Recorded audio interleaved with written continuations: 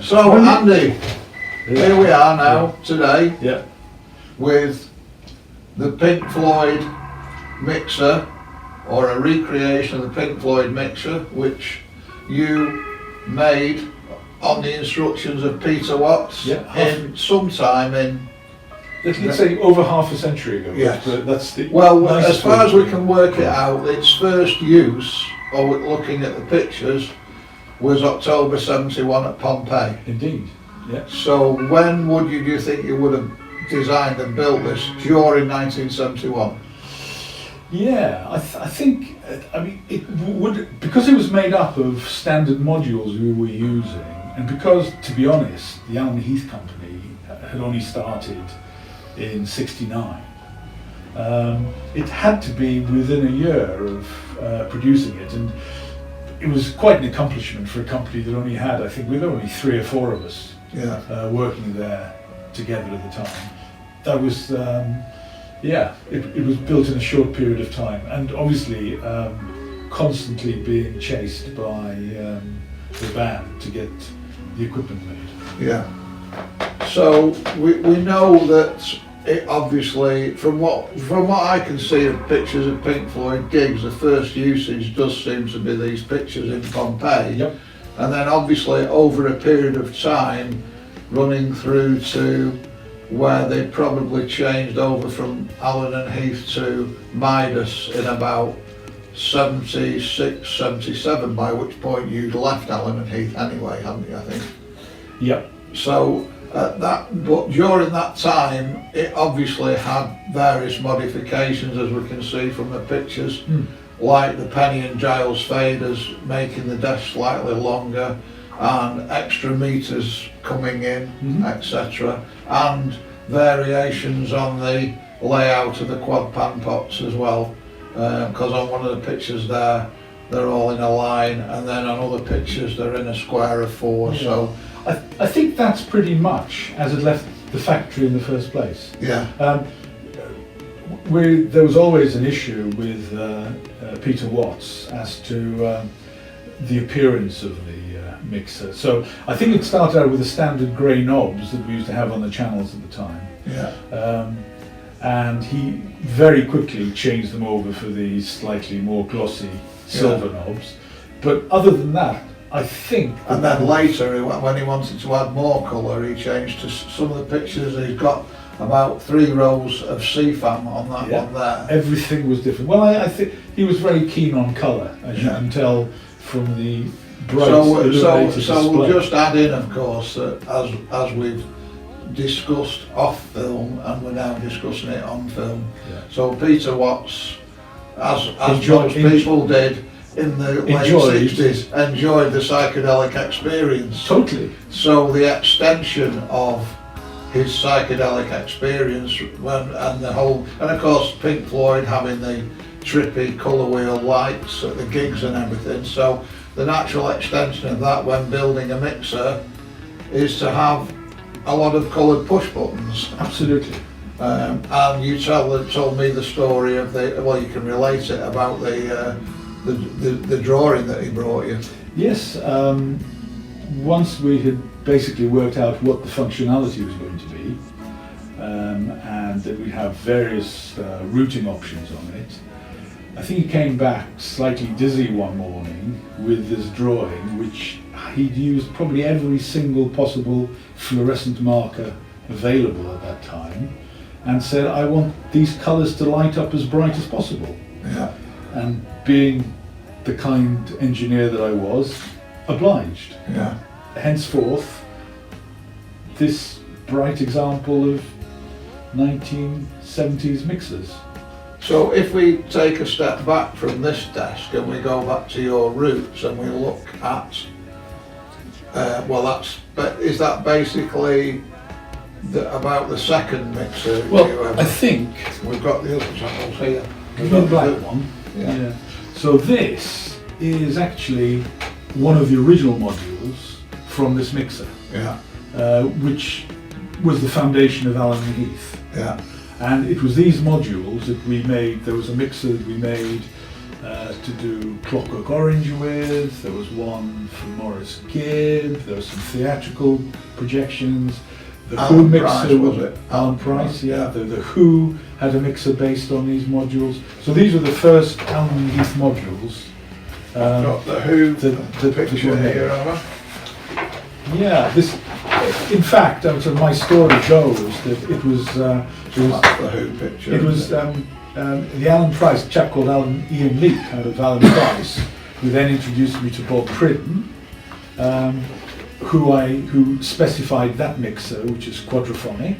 Yeah. And then Bob Pridden introduced me to Peter Watts. And I think this was all in a period of 2 to 3 years in those days. Well, of course, Bob Pridden and Peter Watts were in the Wem Roadies Club, because of course when you weren't out on a gig, you hung around the Watkins Electric Music Factory, because everybody was taking their SL100s back in to have new output transistors.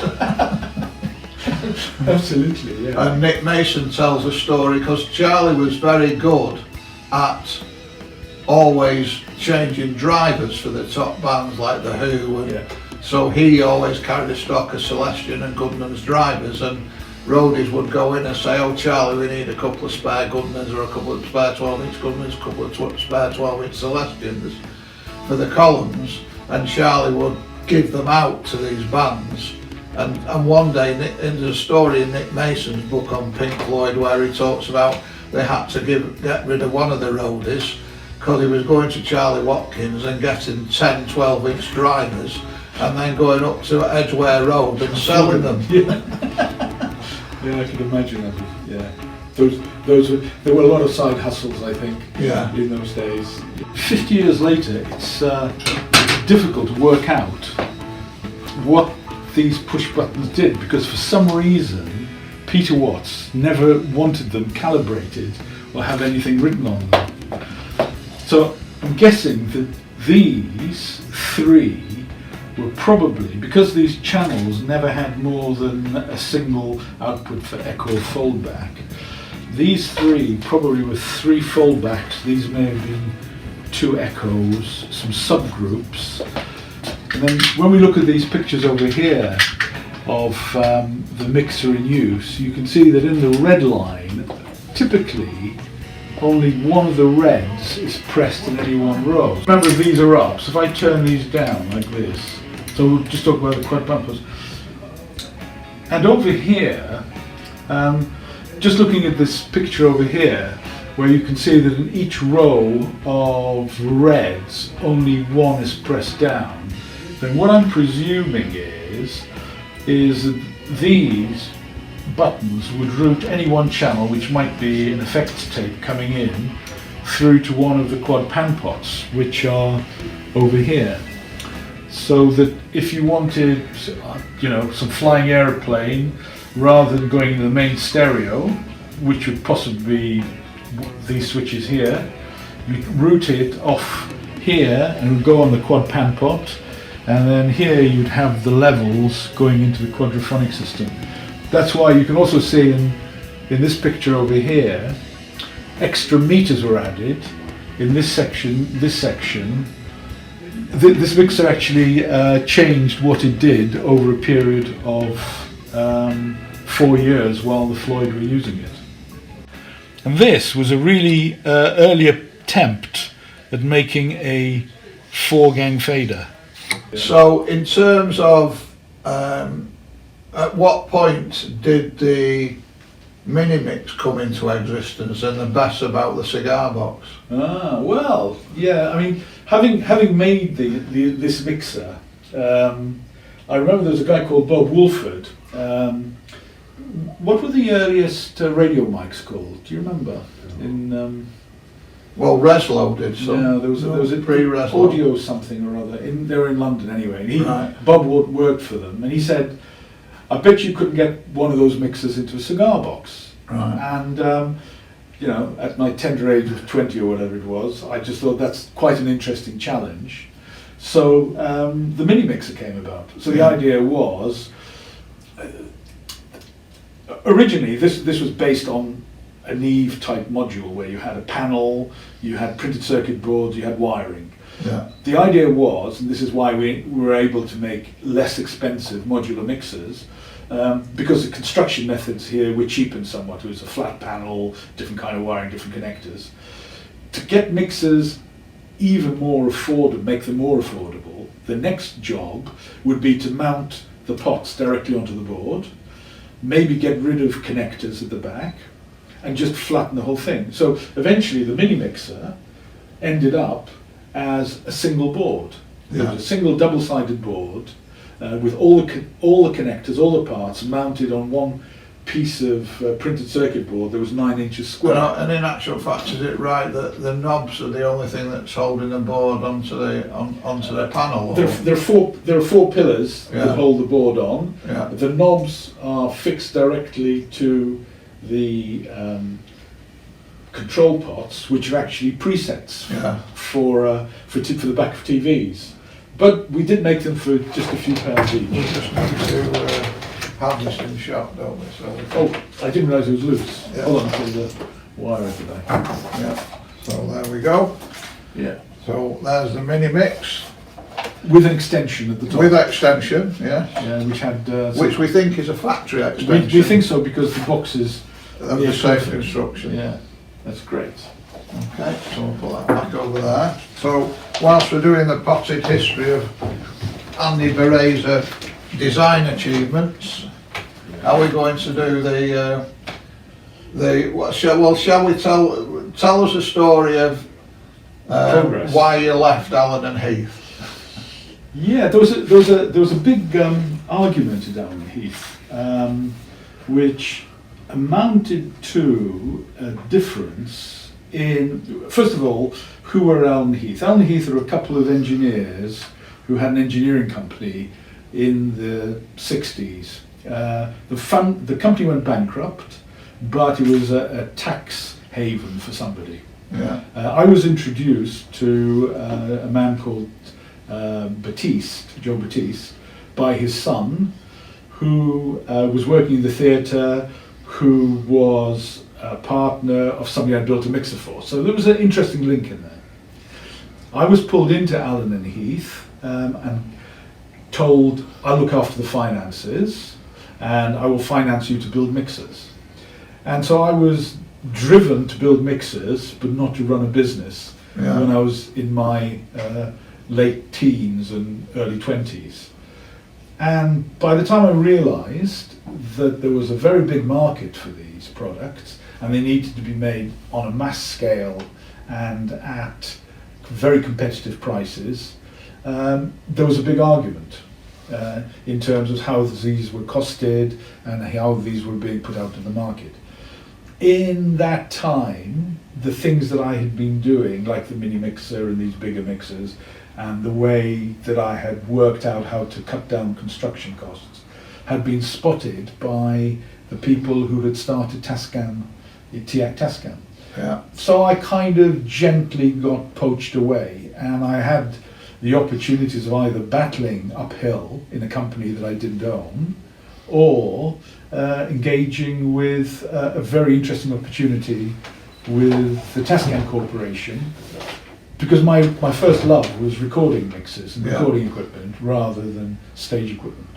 The beginning of this was selling 3340s and mixers, which cost £1,000 plus in those days. Yeah.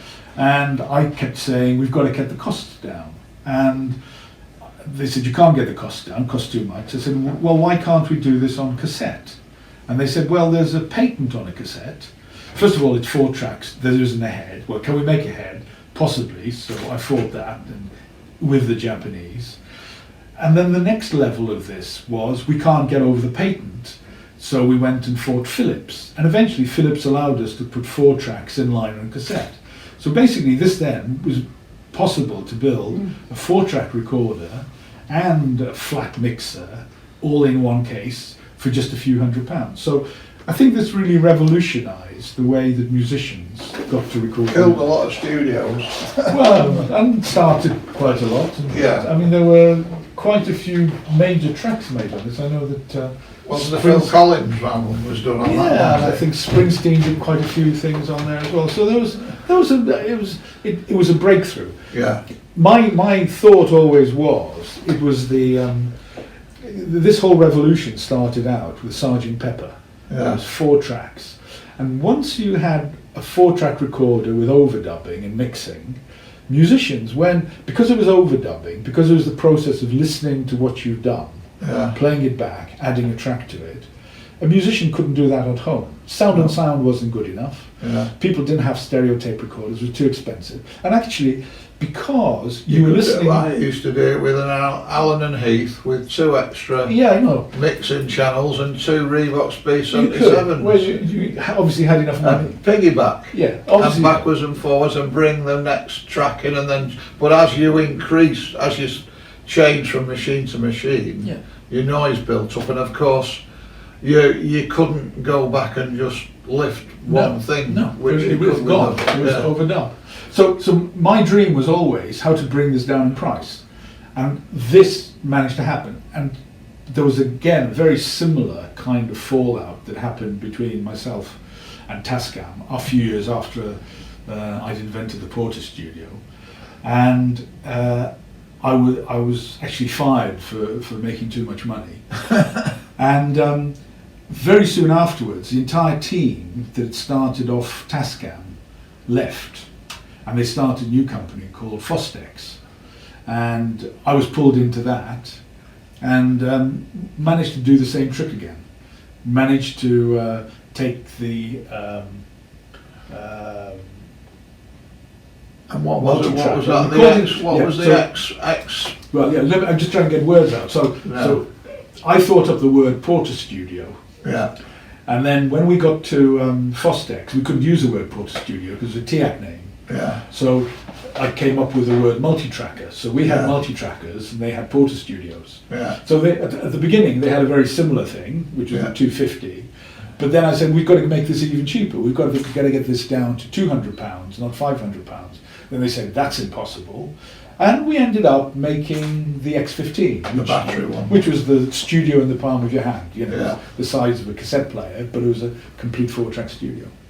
And then there was all the other progress with a 16-track on half-inch and so Yeah. forth. So it was very, very, analog times were really exciting. And then when Yeah. analog changed to digital, and everybody could do it on a computer, I'd had enough of audio.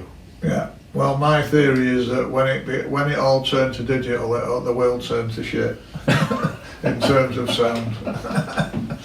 You can't distort digital, and the inherent thing in all good recordings of music and amplifier sounds Yeah. is distortion. Ability to achieve, yeah. And when you go too much on digital, it just chops it off, and that's it. Yeah.